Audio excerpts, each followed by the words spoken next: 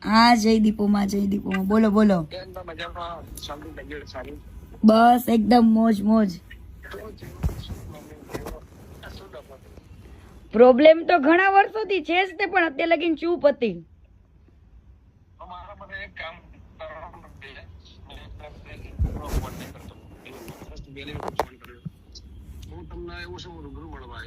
હા, નહીં પણ આની અંદર કોઈ સમાધાન નું હાથ નહીં, કઈ મારે કેવું છે જ નહીં, પણ દુનિયાને ખબર પડવી જોઈએ કે વ્યક્તિ શું છે.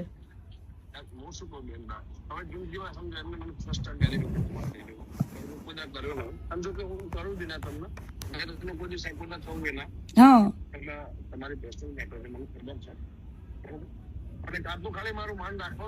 અને ત્યાર વખતે કેવું છે ગમન બુવાજી, ત્યાર વખતે છે ને કીર્તિ પટેલ એકદમ ભોળી વ્યક્તિ હતી ને મેં સહન કરેલું છે, બરાબર.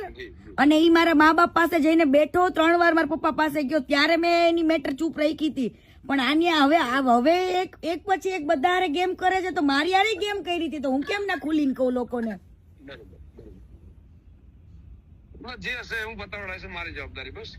બરાબર ના, એવું પતાવવાનું, આમાં કઈ પતાવવાનું છે જ નહીં મારે. આજે ના અરે આબરૂ જાય, આજે મેં આટલું બધું કર્યું છે, મને તો મીડિયા વાળા કેટલાય કોલ કરે છે, હજુ મીડિયામાં તો ડિબેટમાં હું બેઠી જ નથી, કાલથી બેસીશ. આવા લોકોની આંખ ખુલવી જોઈએ, ખોટા માણસને સપોર્ટ કરીને કોઈ મતલબ નથી. ઈ કેને એને કેટલી છોકરીઓની જિંદગી બગાડી એ બધું જ કહીશ.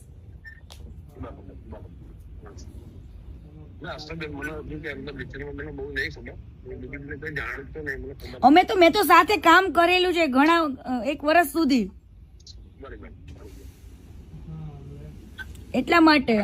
અને અત્યાર સુધી કદાચ અમે લોકો એકબીજાને ફોલો કરતા હતા ને, તો ઈ તો એટલા માટે ફોલો કર્યું હતું કે એને મારા મા બાપ ને કીધું હતું. મેં કીધું ઈ અનફોલો કરે એ ખબર પડે જ ને લોકોને. મારા માટે એક કામ કરશો, ખાલી આજનો દિવસ બંધ રાખશો. કાલે હું તમને એવું છે, રાત્રે તમને રિંગ કરું, વોટ્સએપ કોલ કરું, તો હું તમને રૂમે જઈને ફેમિલી છે રૂમે જઈને શાંતિથી કોલ કરું. હું ઘરે લઈને ખાલી ફરવા આવ્યો. અને આજનો દિવસ મારું માન રાખજો. આજનો દિવસમાં એવું છે, મેં ટાઈમ મૂક્યો હોય ને, ટાઈમ ને કોઈ દિવસ હું ઉલ્યો નથી કરતી, કેમ કે લોકો પછી મને એવું કે મેં કોઈ વસ્તુ માટે નથી કર્યો, મેં લોકોની આંખો ખોલવા માટે ઓનલી ફોર આ વસ્તુ કરું છું.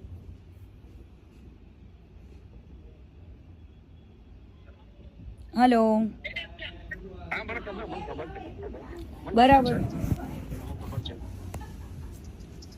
એટલે આમાં તમે સમજો બુવાજી, મારે કેવાય ને સ્વાભિમાન ને મારા સન્માન ની વાત છે, બરાબર. અને આને તો કેટલા લોકો સાથે ગદ્દારી